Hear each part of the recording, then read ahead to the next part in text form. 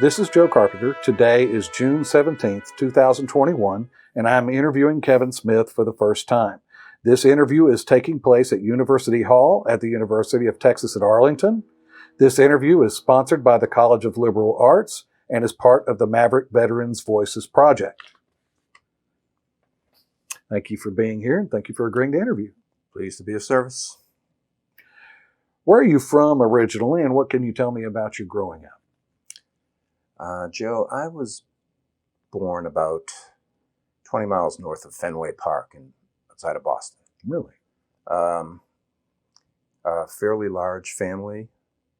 We lived in a tidewater town of maybe 15,000 people. High school, I went to a boys prep school, St. Mary's Boys High School in Lynn, Massachusetts for a couple of years. And then I graduated from Saugus High School, Saugus, Massachusetts, 1963. So were you involved in ROTC in high school? Joe, as far as I know, there was no ROTC. I'm not really sure. We had a small high school. I think my graduating class was like 100 people. Did you have any family members who were in the military? Of my four brothers, 3 of them served. I see. Only the youngest avoided it. I had a brother that served in, they're all Army people. My brother served in Trieste, Italy during the Cold War. Wow. My older brother was drafted, as was I. Mm-hmm. And he was an MP. He never left the country. He did a lot of time in Needles, California. Oh, really close to Death Valley. Oh my! So he had a few stories to tell. I bet he did. I bet it was hot there like it is here. Oh yeah. How did you become interested in the military? I guess you kind of already answered that question. My interest peaked when I was 1A on my draft card. Then that really got my interest, if you want to know. Sure.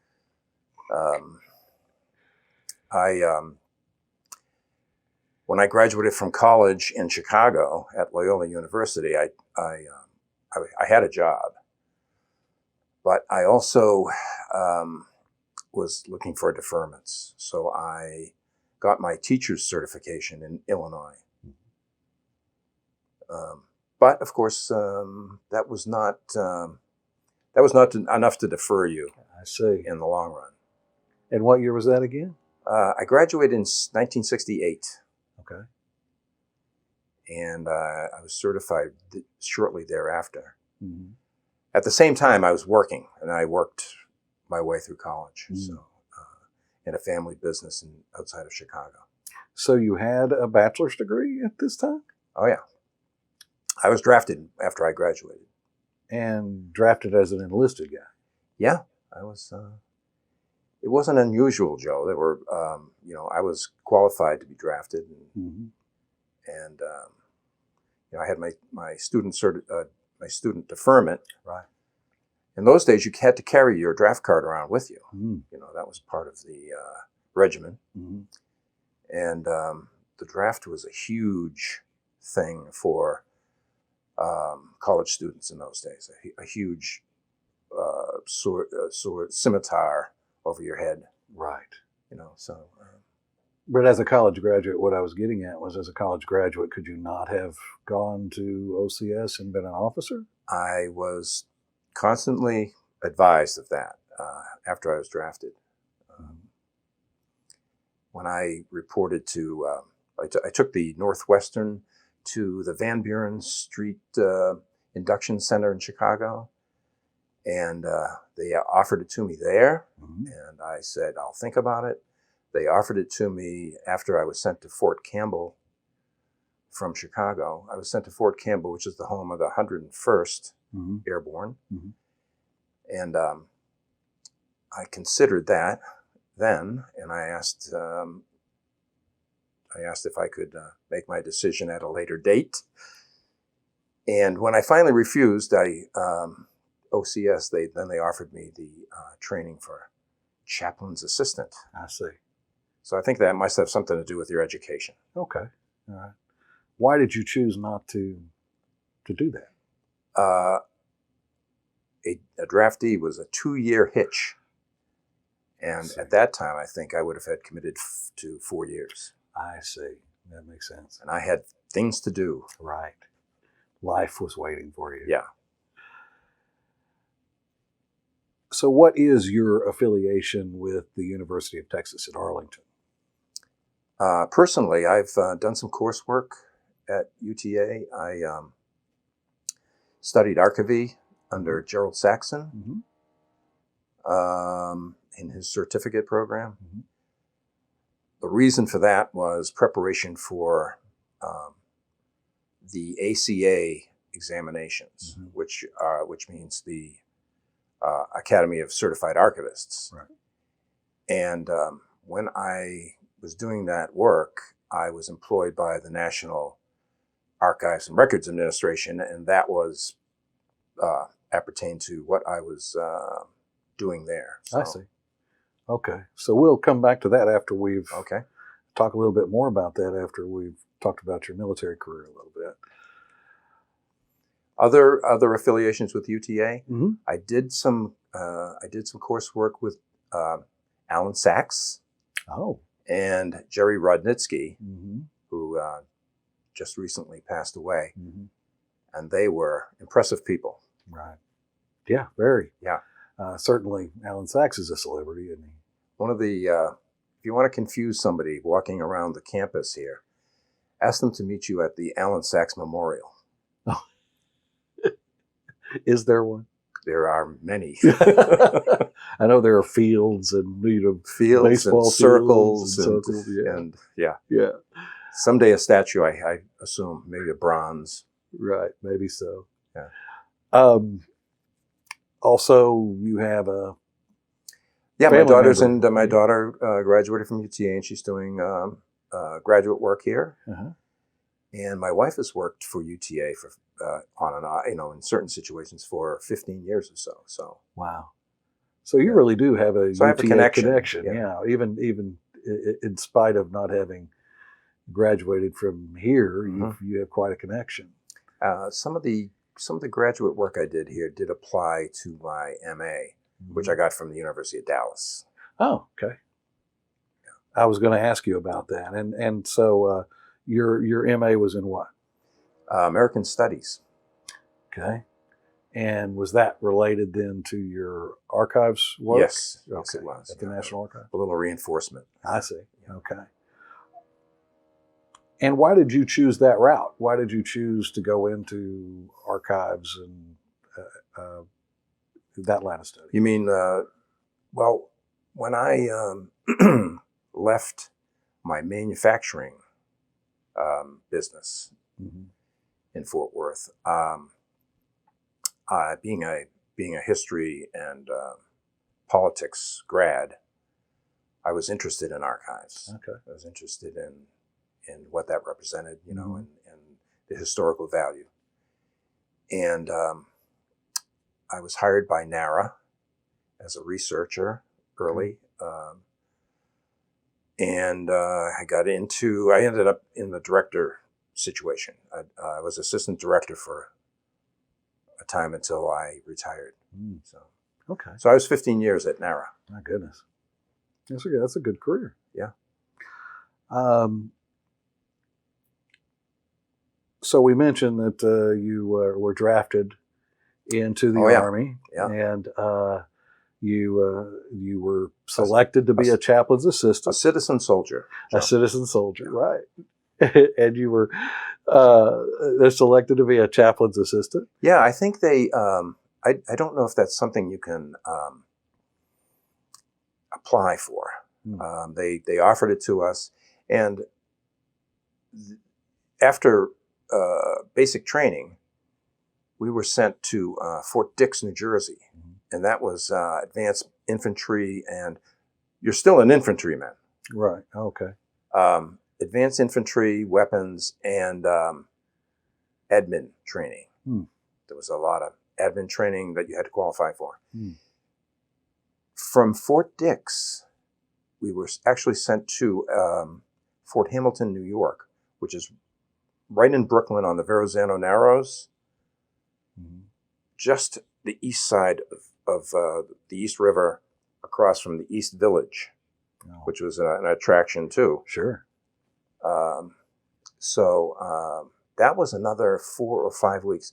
I reported originally for basic training in May. I did not deploy until mid-October.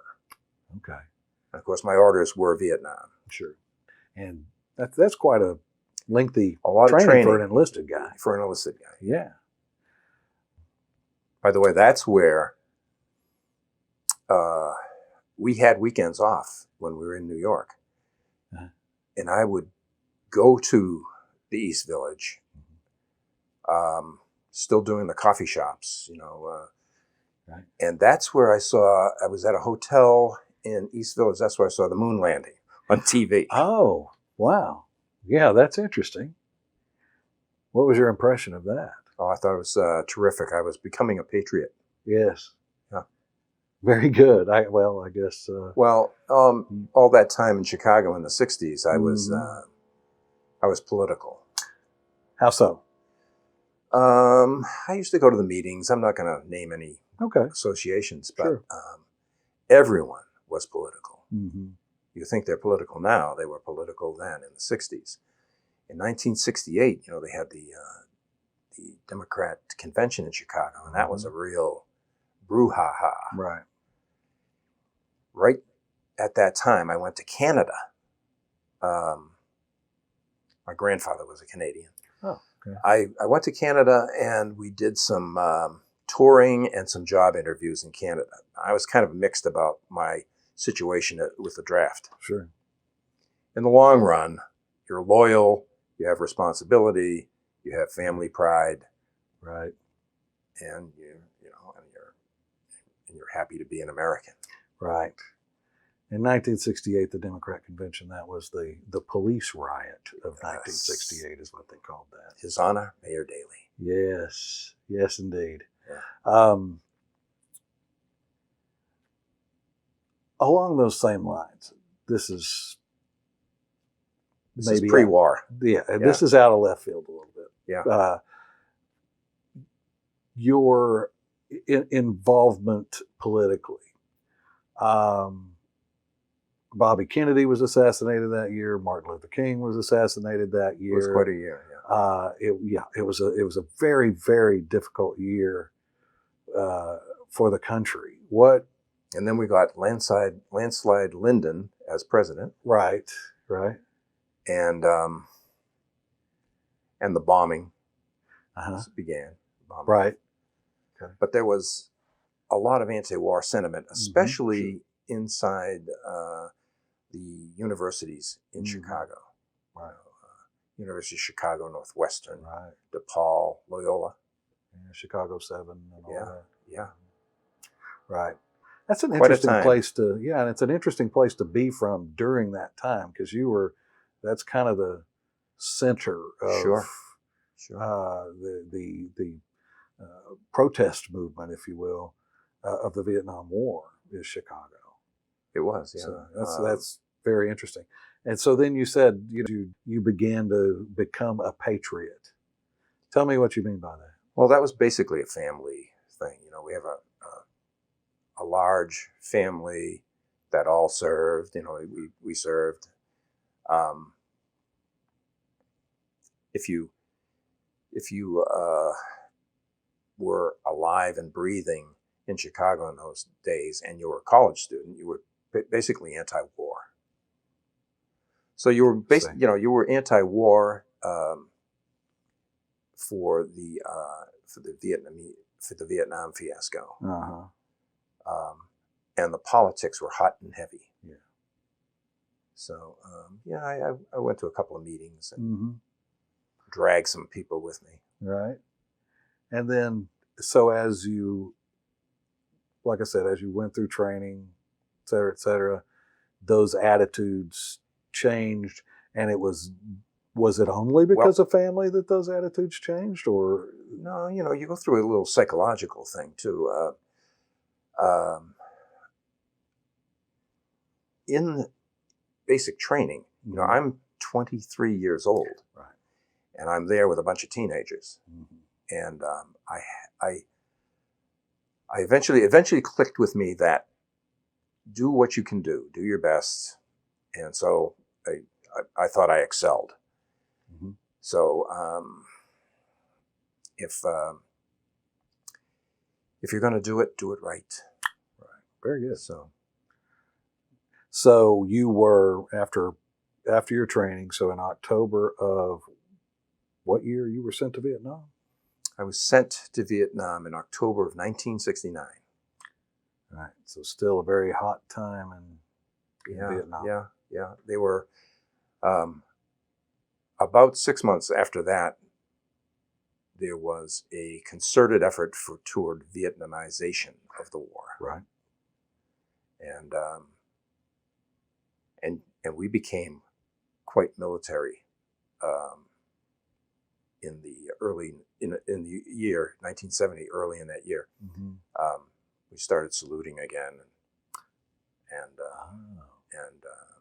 guard mount, and you know, just because you're a chaplain's assistant doesn't mean you don't do the sweeps and the guard duty. Right. And another thing I caught on very kind of early was supernumerary at guard mount. You know, Vietnam is hot, and Yes. most of the time it's wet. Yes. And being in a bunker or a guard tower is not the most pleasant way to spend an evening. Uh-huh. Um, we did have a supernumerary uh, effect where you know, if you were you knew your chain of command, you knew your weapons, you knew your drill, you had the sharpest starched uniform, the shiniest equipment, the cleanest rifle. That's another thing. I trained on an M14 all that time in infantry training. When I got to Vietnam, they handed me an M16, Right.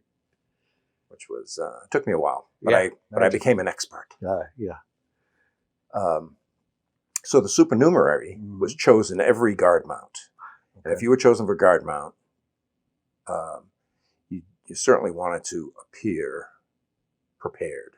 Mhm. And the super prepared person Mhm. usually handled the radio back in the back at headquarters, and of course you were, if anyone got injured or wounded or sick, you were the replacement, but you didn't have to initially I see.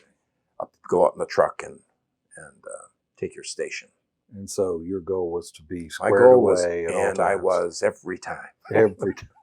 Of course, I had some competition, but Of course. yeah. Before you went to Vietnam, did you receive any language or cultural training?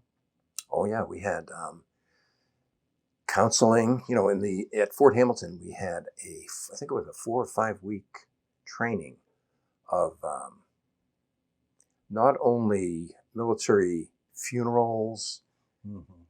I think even marriages, burials, Interesting.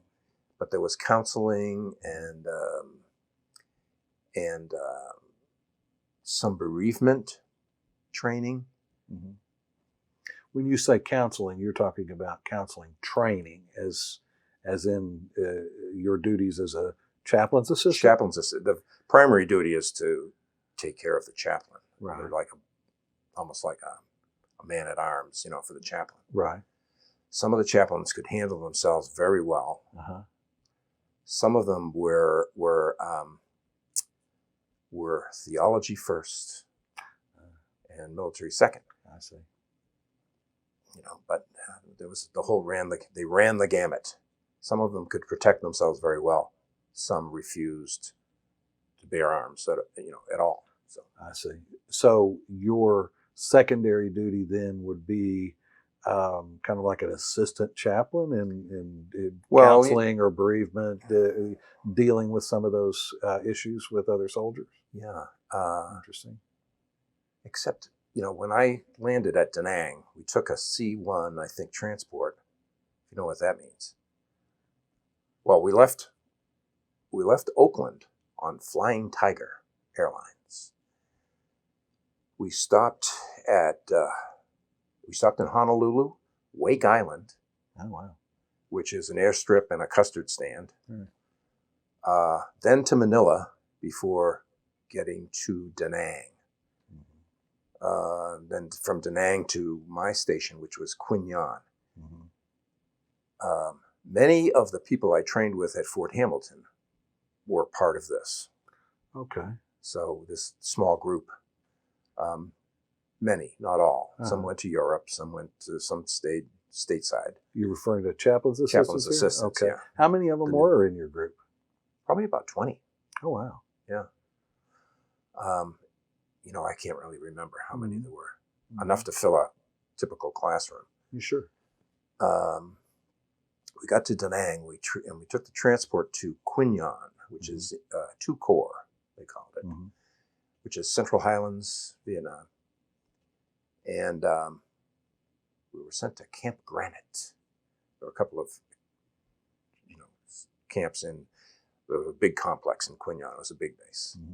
There was an evac hospital there. And I was assigned to First Logistics. And I think that was the largest single entity in Vietnam. First Logistics, you can imagine all of the ports, air transport, transportation companies, services, quartermaster. Those all fell into that category for First Logistics. So we were sent to Camp Granite. We reported to our lieutenant colonel, who was a man named John Russell. He was a priest, Catholic priest, and he was very efficient and a good soldier. He impressed me. I was sent there with another guy from Chicago. He was a teacher, and he also participated in a family business in Chicago. And we were both interviewed. I imagine separately, but when we interviewed together, he asked this other fella, where would you rather serve? Would you rather serve in the bush or would you rather serve at headquarters? And he said, headquarters. And I said, it really doesn't matter to me because I was becoming pretty much detached from this. So, of course, he did the opposite. I ended up in headquarters and this other guy went to the bush. Right. So that's how that works. Yeah, that's the Army. Yeah, that is the Army. Don't protest too much. So what was that other part of that question? Cultural training or language training. We were taught to respect the culture. Sure. And we participated a little bit with the Vietnamese. I had the opportunity, probably a little bit because of my background, to do some volunteer work at Quy Hoa Leprosarium, which was a hospital and community service operation run by French Franciscan nuns. And it was actually a hospital for leprosy. Wow. So, but the families there, they had children that need to be educated. So, with my high school, a lot of the students in Vietnam had a little experience with French. So my high school French and they're in English and they're a little bit of French. I was able to do some basic vocabulary. And a lot of these kids were very interested in Western culture. See? So they had a lot of questions about that. So these were children of patients? They were high school, basically, yeah. And wards of the convent. I see. And I think this was a program that the area chaplaincy, was a program that they did in collaboration with Winning the Hearts and Minds, and the program of accepting surrender by NVA and Viet Cong members. So, and one of the tales is that Charlie stood his ground apart from the possibility of contracting leprosy. I see. So they were, but they were great. The convent, the nuns and the administrators were very good and very grateful to us, for helping out. How many patients were in this facility, and do you have any idea? Never really saw a lot of them. A lot of them were in the wards. I see. It was quite a complex, though. I'm assuming hundreds, in the hundreds. Wow. So leprosy was that prominent even at that time. Tough to contract, but no cure. Right. Wow. And so you said you did that as volunteer work. Well, as far as you can volunteer. Sure, in the Army. Yeah. It was just suggested I do it. Right. So when you were there, when you were in Vietnam, were you assigned one chaplain, or were you assigned? No, okay. No. Tell me about that a little bit. In my case, being in headquarters there, I ran the non-appropriated fund as well, and I did purchasing. Okay. And I had an obligation to the camp CO to do my share of guard duty, sweeps, H&I fire, and other duties. I filled as many sandbags as anybody did. Right. So, but you would be assigned boots while you were doing it. Yeah. Well, you couldn't shine rubber boots, but they could shine that brass. Right. So I did their publications and their correspondence, and there was quite a bit of that. There were a lot of, and I handled that for basically that chapter of the chaplaincy. Okay. Whoever reported to the commanding chaplain. So there were, so I got to travel to the LZs. Not something you really want to do, but right. Saigon, Pleiku, and had some interesting sightseeing to do in Saigon. Oh, yeah. Matter of fact, there was an instance when I was in Saigon at a conference, and I had nothing to do, but from Long Bin to Saigon is like a short commute. The chaplain that I was supporting in that particular conference had a staff car. And when he was in the conferences, which was all day, the driver and I had nothing to do. So we took the staff car back to Long Bin to visit a guard company that a member of whom was a guy I went to high school with. Oh, okay. And I later found out his job was he was the lifeguard at the Officers Club pool. I see. I'm sure he had other duties, but that's the one he talked about. But when I went to their commanding officer and asked for this guy by name, I was accused of being CID, which is criminal investigation. I had no insignia. I had a staff car and driver, and I was a Spec 4, right, Specialist 4, sure, tech, yeah, which is a great cover, I suppose, right, if you wanted to use it. Yeah, and they actually hid this guy from me in the barracks. Did you ever get to see it? Yes, eventually. Okay. They bought my story eventually that I was just another chaplain's assistant on duty, temporary duty. So we got to see. So we had a couple of beers and that's good. And reminisced about high school. Sure, that's great. That was good. So did you regularly travel with the chaplains? Yeah, the landing zones and services, in the field. Okay. Plus, I had to look after him. Right. there were only hymns. Look after them. Yeah, at that time, yeah, I'm sure that's true. Some of them didn't need any looking after. Right.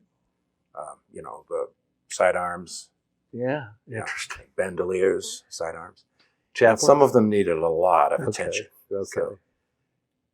So protection. Somehow I don't visualize chaplains with bandoliers and pistols on their hips. And It all depended on where they went. There was some integrated activity with the Australians and the South Korean, the ROKs, the Yes. South Koreans. Yeah. And the South Korean, I think they were the Tigers, the Tiger Division. yes. The Vietnamese, the regular Mhm. NVA and Victor Charlie Yeah. both gave them a wide berth. Right. I I've think heard it's because the stories. way they handled the prisoners. I've heard stories. Yeah. Whereas we were more, congenial Mhm. with prisoners. Certainly, comparatively speaking. Yeah. Um, So I got to a few landing zones and fire bases. mhm. But And- the beauty of that was, of course, in my case, was Mhm. I was in for a few hours at a time. Very rarely spent a night I see. and out again. Usually UH-1s, Uh-huh. And then back to and headquarters. then back to Camp Granite. See, now the chaplains that you supported, were they one specific denomination, like Catholics? No. Or you supported No. all faiths? Yeah. Jewish. Interesting. Okay. All the Protestant denominations. Sure. Catholics. Mm-hmm. That's There were a substantial amount of the population in South Vietnam was Catholic. Not yes. when I say substantial, I mean maybe 10%. Right. When the demarcation was established, a lot of refugees from the north that were Catholic went south. I see. Okay. So I helped a Vietnamese priest by the name of Paul Cac, and he was a collaborator with the U.S. Army. Mhm. He helped with interpreter Mhm. situations, and he performed a lot of masses at the camps I for see. the GIs. Okay. And he was Vietnamese? He was Vietnamese, yeah.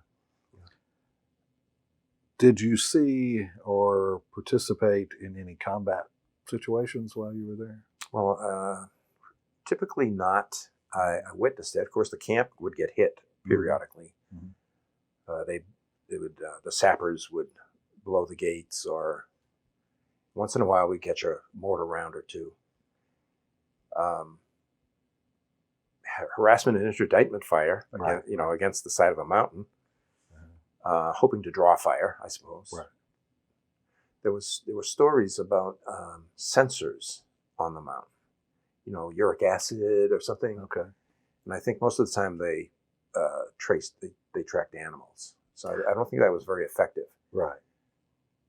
An interesting sidelight was at one time I was at that duty. This isn't the first time this happened, but I was doing H&I fire from a bunker, and my mother called. Tell me about She that. had a career with New England Telephone and Telegraph Company. Right. And I don't, there weren't satellites. I think Telstar went up in 1967, but that was AT&T. Right. But there was a system called MARS, Yes. Heard of it. military adjunct something, Mhm. telegraphy, which was supported by private radio, ham radio operators. Right. And so there were relays, and she from her experience. She was at she was at Fort. What was the name of that fort in Evanston, Illinois? She was there, and she patched through Uh-huh. and got me on the field phone Right. in Vietnam. Uh-huh. And What do you say? yeah, in the midst of your Hello, Ma. yeah, Yeah, everything's fine. yeah, excuse the mortar fire. Yes, Mom? I got the package.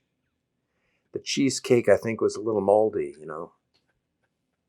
but the baked beans came through. Right.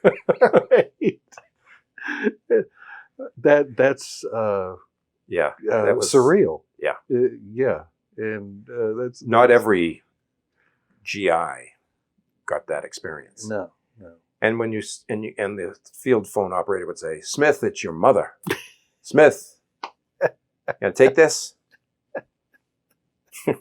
That's great.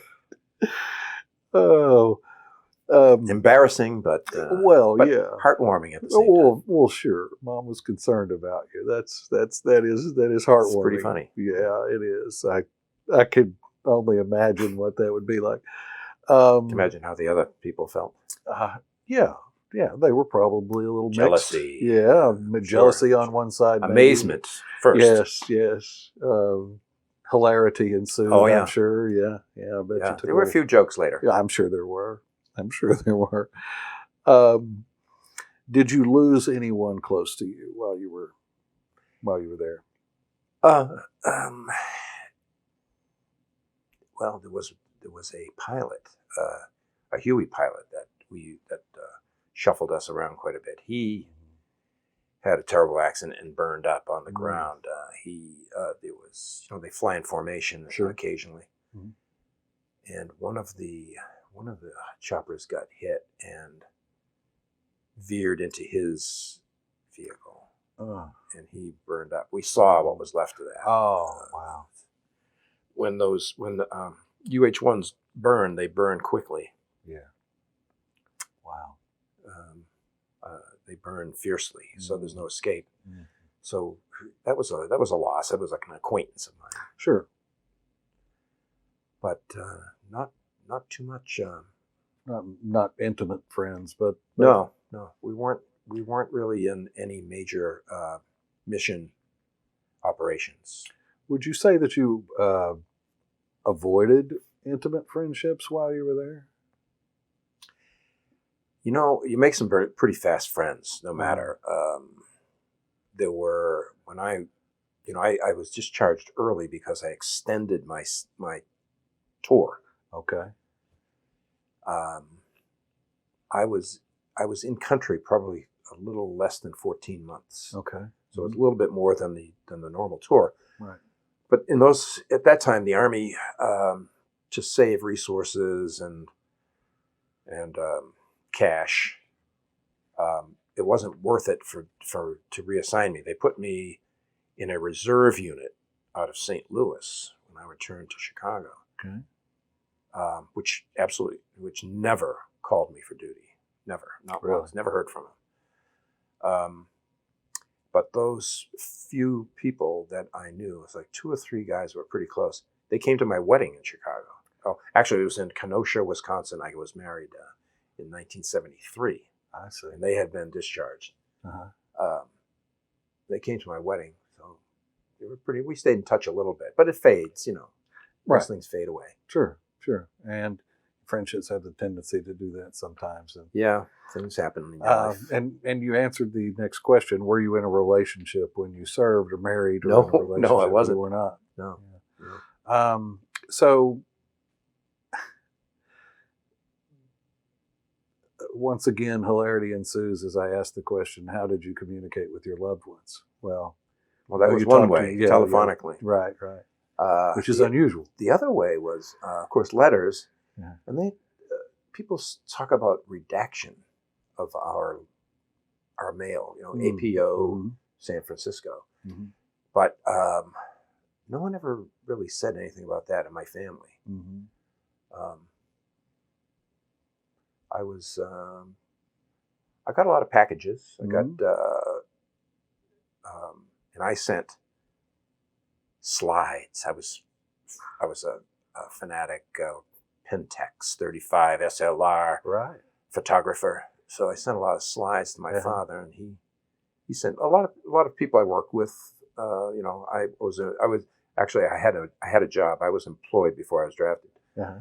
Um, Not teaching. I only did a little bit of shadowing Right. before. I never really. I mean, I had the job, but I never really was assigned. Right. Did a little teaching in something they used to call social studies Mm-hmm. and civics. Right. But yeah, we had regular communication, photographs, letters, and cassette tapes. That was hot. Oh, yeah. Sound, audio. You sent Did tapes some of back that. home. Mhm. Did some Yeah. of that. And of course, I tried to be as dramatic as I could be. Sure. Not to excite anybody's sense of danger, of course, Right. but there was a lot to talk about. Yeah. So Yeah, it sounds like there was. Um, how did you deal with stress while you were there? I think I felt as if I was basically participating in this tour of duty as a witness to what was going on. I didn't feel like I was really a participant. I know I did all the activity and the actual participation, but I felt like I was a little bit detached from this. It was this was another me. Yeah. They kept me very busy, so Uh-huh. um, Not a lot of time to ponder. I really looked forward to that, what they called R&R. Yes. That was a relief. Yes. I And got where a- did you go? I went to Sydney. Oh. I flew to, I think, from Manila to Sydney, and I stayed. I was, I arranged. You can arrange this almost like a travel service. I arranged a cabana on Bondi Beach. So I stayed on the beach, Right. and that's the first time I saw Hair. It was in Sydney, and in King's Cross, in a theater in King's Cross. Is that right? Hair The- was a hot the musical. Yeah. Yes. And I didn't want to go back, but technically I was AWOL because we had aircraft problems in a place called Darwin, Australia, which is just a mud flat. Oh, I see. Okay. A hot, steamy mud flat in the north of Australia. You say So I got back a little late. we. Who was with you? Whoever's on the plane. Oh, okay. Yeah. Okay. We all had the same dates. Okay. There's a whole industry for GIs in the 60s and from Vietnam. Wherever you went, Uh-huh. there's a cottage industry that caters to GIs. Okay. Okay. Bargains Yeah. galore. Yeah. I'm sure. No one really wanted to see you, but there was money to be had. Right. Right. Yeah. They'll take the money if they'll look at you if you've got money. Yeah, I've got you. What kind of challenges did you or your family face with your being away from home like that? Well, the anxiety, close-knit family. My brother, who was an MP, he was pretty concerned. Both of my brothers were concerned because I was kind of vital to the business. Oh, the family business. Yeah. Yeah. We were just getting going. I see. In the early 60s, while I was in school. During high school, I used to work in Chicago in the summer. Yeah. It wasn't a lot of fun, but we were just getting our business together, Right. clientele, that kind of thing. Uh-huh. So, and they're still in business today. Still So- blowing and going today. What year did you leave the military? I was discharged in November of 1970. And is that when you went to St. Louis as a reservist, or you? No, I never went to St. Louis. Okay. Oh, you were just assigned. Right. To I that. was You- assigned. That was my reporting station. I get. But I was told, don't do anything until you hear from them. Right. So it's an inactive reserve status kind of. Exactly. Yeah. Okay. I was discharged in November, and I was given in November. Mhm. Right. November in Vietnam is still pretty warm. Mm. You know, it's above the equator. Right. But I was when I left Oakland, I was given gloves and earmuffs and a parka to go to Vietnam. That was winter gear. Right. When I was sent back to the States, I was in khakis. Uh-huh. You know, the casual khakis. Sure. They took most of my combat equipment and uniforms away, and they gave me and I had a set of khakis, and I landed in SeaTac and duffel bag, Uh-huh. and discharged from there. Uh-huh. And I guess you're paid, and then you go standby. And to get back to Chicago, I had to go from SeaTac to Seattle Tacoma. Right. In khakis and a blanket that I took from the barracks. Mm. So I went from Seattle to Denver Mhm. to St. Louis to Chicago, all standby. So there's a lot of time at the airport. Right. And I didn't get a heartfelt welcome home No, at those stops. you didn't. No. Yeah. Nobody loving you and sweet old ladies saying thank you for your There service. were no rallies at the airport gate No, for any us folks. flag waivers or anything No. like that. No. Did anybody shout at you or call you baby killer or spit on you? Mostly the or- silent treatment, and Okay. if you sat at the gate, for the seating arrangements at the gate, you'd have a wide berth. I see. Yeah, that's interesting. Yeah. So in total, how long did you serve? This is quite. The total probably less than 19 months Okay. overall. Okay. So not a the- quick in and out. Yeah, as so a- not the full 2 years that No. you expected. No. Right. They had that program that. Right. Ironically, I was awarded the Bronze Star for my activities. You anticipated my next question, Oh, and that's a but for that period of time, right. So it's a Bronze Star for service. Is service in the face of hostile forces. very good. Yeah. Any other medals or citations that The theater awards that Sure. the Vietnam campaign awards. You get those. Any specific experiences that you recall? Anything that made you laugh? Lots of things. Well, we did a lot of barbecue. Oh, Yeah. There was some incidents with the supplies. There was something called a military payment certificate that the enlisted men and the officers, I suppose, they were issued monthly as their monthly pay. okay. They were small colored bills that represented values of 5 cents up to maybe $10, right? Mhm.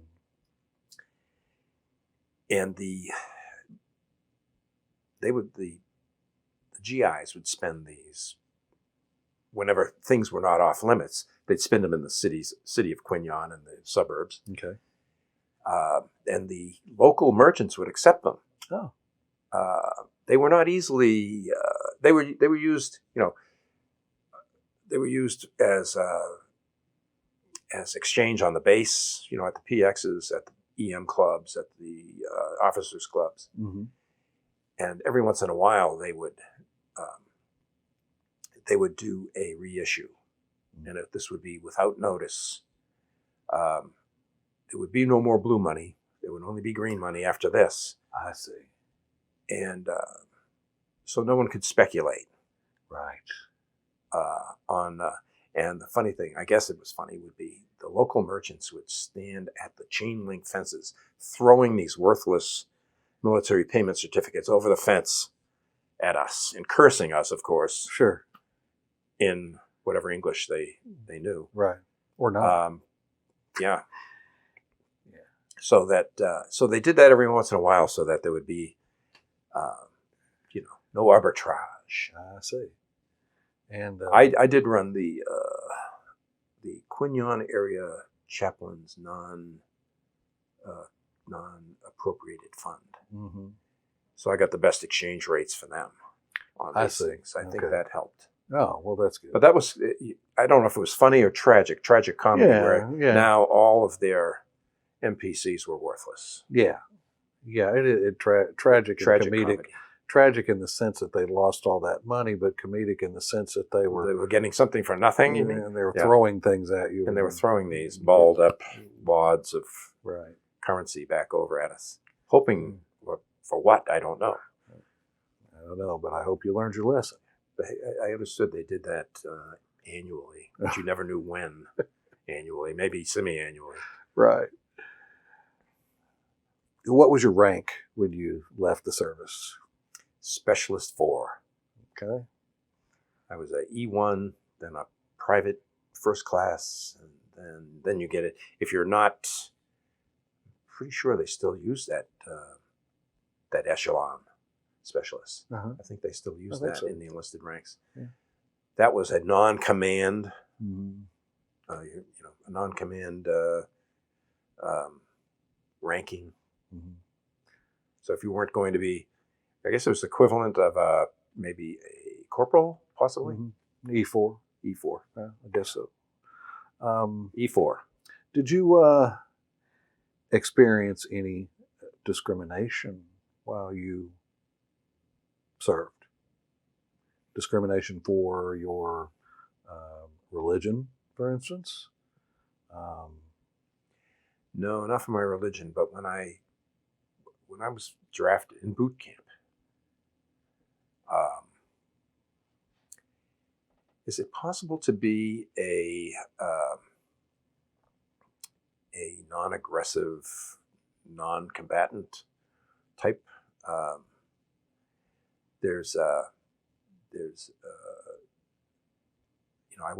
wasn't in full participation with the Army Gotcha.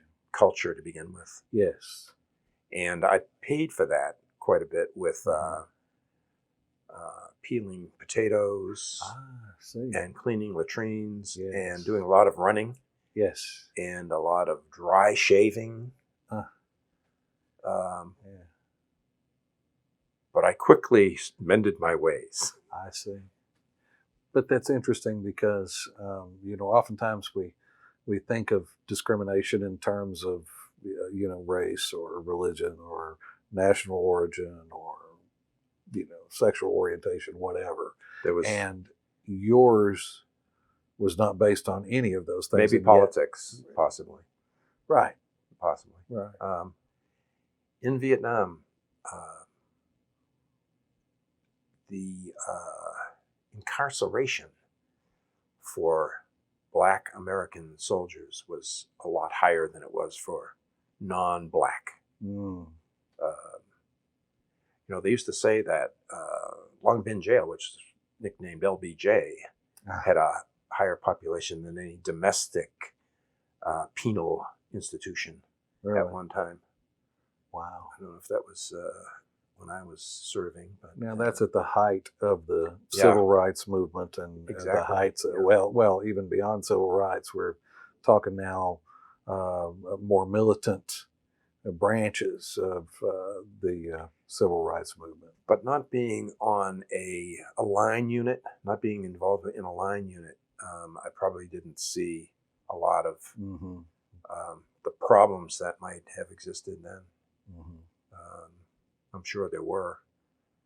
You know, they used to call me Pops when I was 23 years old, Because and you I were was a bunch of teenagers, Right. teenage soldiers. So they're draftees. The other draftees were The other 18 draftees years were, old, yeah. or whatever. Well, You're some of them were 23. RA. RA, regular Army. They weren't Oh, all okay. draftees. Okay. Okay. You trained. So you trained with regular Army.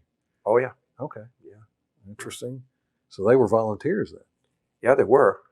Yeah. And pretty gung ho at first. Yeah, gung ho. You know, that was part of my problem. You know, Yeah. um, you can't be. You had to be aggressive. You know. Yeah. So I learned to be pretty aggressive. Sure. Used to fight with pugil sticks, and I was an expert with the bayonet after a while, Oh wow. and the grenade. Uh-huh. You know, you'd be surprised how far you can throw a grenade when it's live. Yeah. I can only imagine. Oh yeah. Yeah. Substantial distance. I didn't have a lot of experience in that, but I can imagine that it would be. Yeah. You might do better than you think you could. Yeah. Was there anyone you served with who influenced you in a significant way? Well, yeah. The chaplain's commander. Yeah.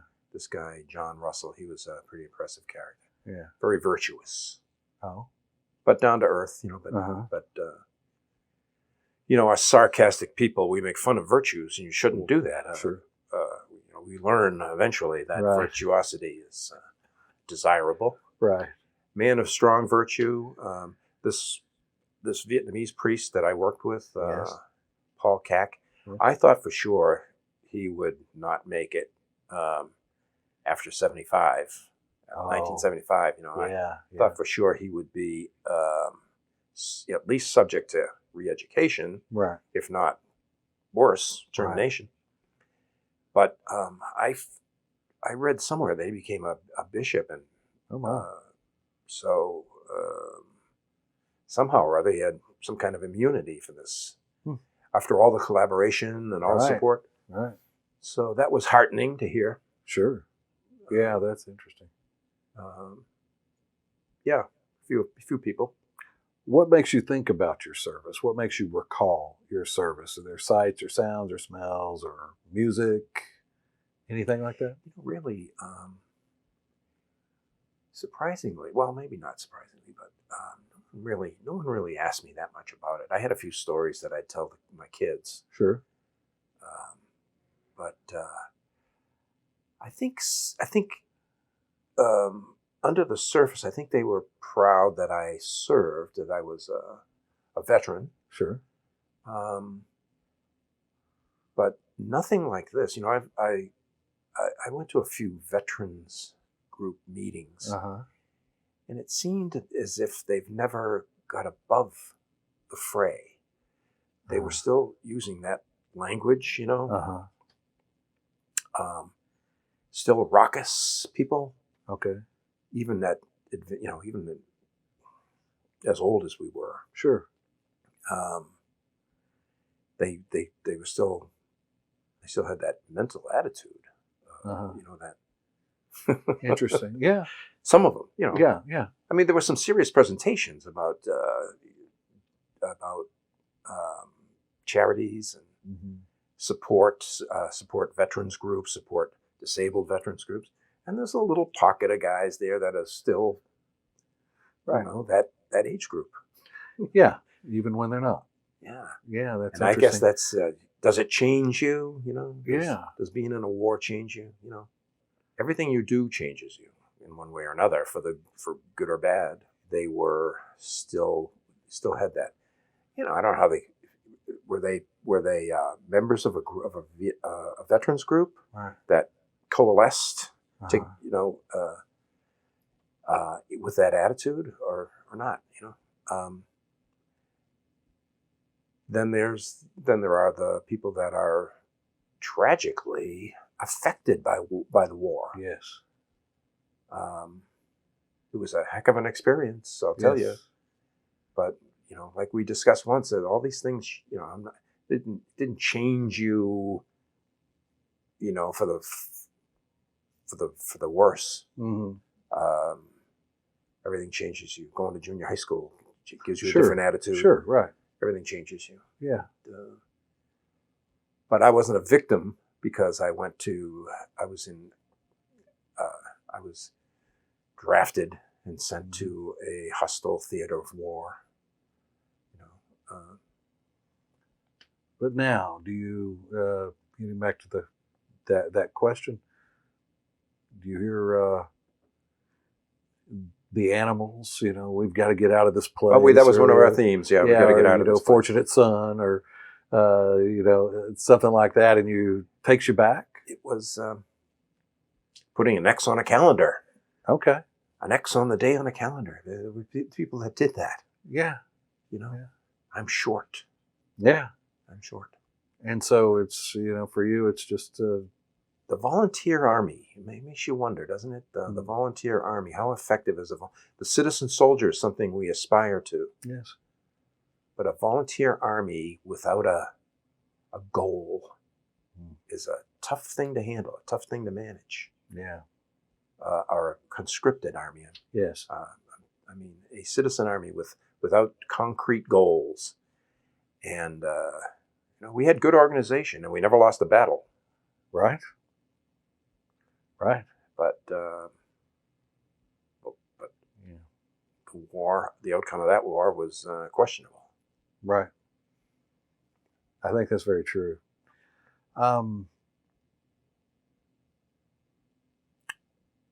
Tell me again, we started with this in the very beginning. We kind of got ahead of ourselves a bit, but what did you do after you left the military? You mentioned well, I had a job. Yeah, you had you got married. I got married. Yeah, I went back to my job. I met my wife at a garden party at a lake. It was a house on a lake, and I met her. I met a girl in a chartreuse bikini, and then I was thunderstruck. Yes. So I was working and playing golf and. And what was your family business? We were in polymers and basically supplying lithography. The lithography business. It was big in Chicago. Okay. Printing is not as big as it used to be. Right. The newspapers, the periodicals, advertising. There was a lot of printing in the Milwaukee, Chicago area in that time. So we eventually we branched out to Fort Worth. So I had a manufacturing plant in Fort Worth, Texas. I see. Okay. Is that how you ended up here? That's how I got. Yeah. Okay. That was 40 years ago. Right. And you ultimately left the family business? Yeah. Yeah. And why did you choose to do that? Well, there were some deaths. A couple of my brothers died. Oh. Okay, I'm sorry. And we were consolidating manufacturing for standardization, and I wanted to do something else. So sure, that's when I got into archivy. Right. And so, how did you just said just an interest in history, and that's what led you? I graduated in history from Loyola. But in those days, you had, there were certain course elements that you were required. And I was in something called pre-law. Right. Okay. So that's what they called it then. It was, right. Ethics and philosophy, politics, political science, languages, history, economics, that kind of stuff. So I probably would have gone to law school if I wasn't. Oh. I probably would have gone to law school in Chicago, as a matter of fact. When I was subject to induction, conscription, I had a brother-in-law who was a lawyer in Boston. He pulled some strings. He trying to get me into the Massachusetts National Guard. Ah, And I think he succeeded. And then I said, never mind. I'm just right, going to face the music. right. You know, we were talking a lot about the draft. Yeah, The draft was very heavy yeah, on the back of college students yeah. and even high school students Right. in the 60s. So it was it was, if you talk about oppression, Yeah, I can't that was imagine. very oppressive. Right. So you had to either, you had to deal with it. Right. So Yeah, it's this big, what did you call it, a scimitar? Hanging Yeah, over your head, with- yeah. yeah. Yeah. The scimitar of the the draft. hanging sword Yes, yeah. of Damocles. um, if you could do it all over again, Get drafted. well, okay, but things being the same, circumstances being the You same, know, would you do it the same way that you did it? Would you, or would you say, well, I'm going to go the 4 so I can be an officer and would well, you you know, change Hegel, anything? you know what Hegel says. So you're the product of your history. You're a product of history, right? Yes, yes, Being an historian, yes. you know that. Brett Hegel. You can't go home again. You know what I mean? Yes, Now I'm jumping up into the hip generation. right. You had the hip generation, the Beats, Right. and then the hippies came from there, and the yippies Mhm. came from there. Mm-hmm. I don't know where they are now. You can't go back. You can't say, would I do this over again? I don't know.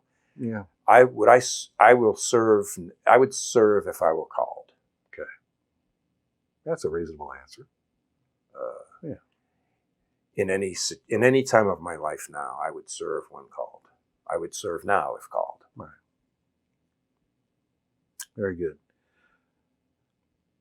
How often do you come onto campus and amaze yourself with all the growth and It's changes? amazing the cash Yeah. that the universities have accumulated over the decades now, Yeah. and the expansion. Yes. I'm not really sure about the demographics of UTA now, but are they talking about 40,000 plus enrollment, maybe more?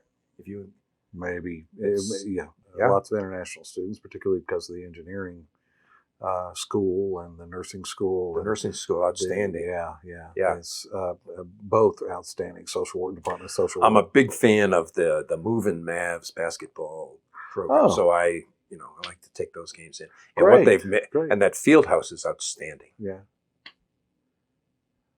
What advice do you have for young people who are entering the military today, or do you have any advice for young people who are entering the military today?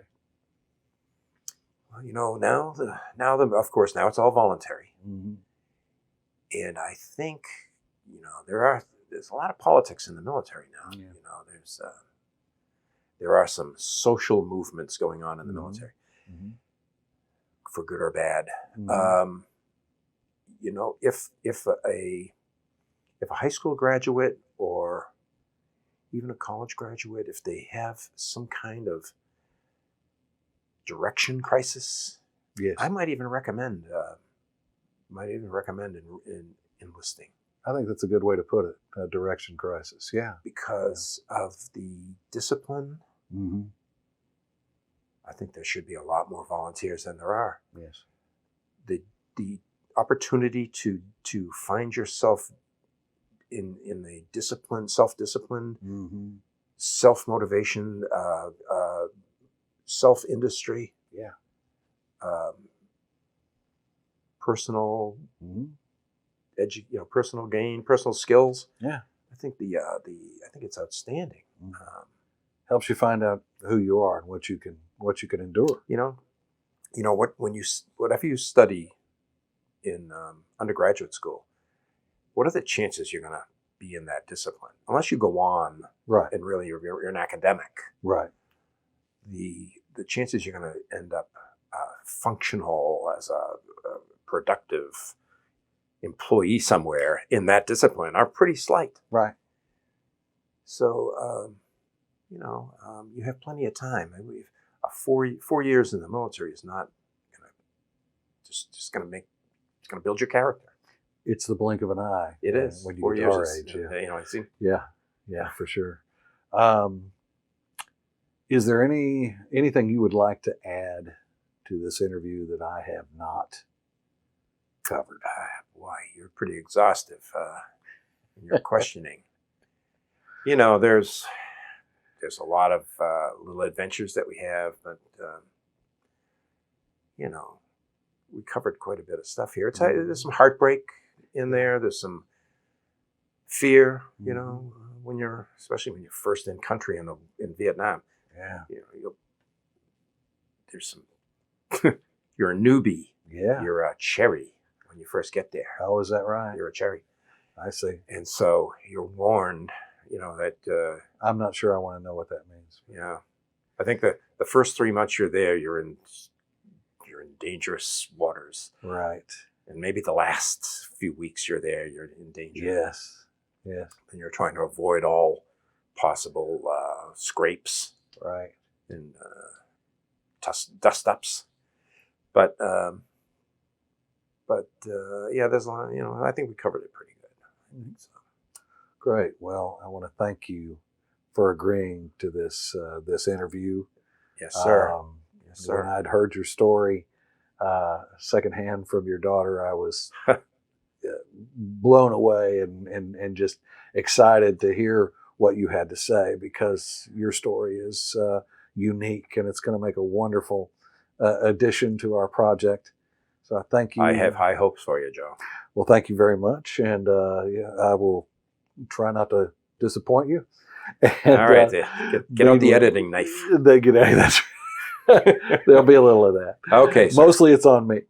But again, I thank you for your service. Thank you for your time and giving me the opportunity to interview you. Hoo-ah. Thank you.